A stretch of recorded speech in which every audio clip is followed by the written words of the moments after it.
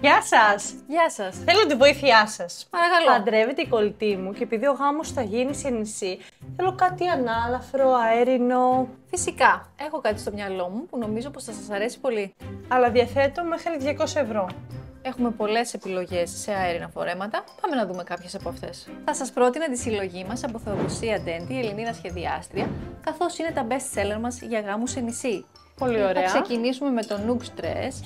Είναι σε αποχρώσεις του μπλε και του lime και είναι στα χρήματα που διαθέτεται, είναι στα 189 ευρώ. Μια χαρά. Θα συνεχίσουμε με το Thalia Dress σε αποχρώσεις του κοραλί και του ροζ, επίσης στα 189 ευρώ. Συνεχίζουμε με το Aira Dress. Αχ, αυτό είναι ακριβώς ό,τι είχα στο μυαλό μου. Πω. Ένα φόρεμα με βολάν, πάρα πολύ όμορφη επιλογή. Και μανικάκι που ήθελα, τι μου έλεγε αυτό? Αυτό βγαίνει στα 229 ευρώ. Λίγο ξεφεύγει από αυτό που είχα στο μυαλό μου.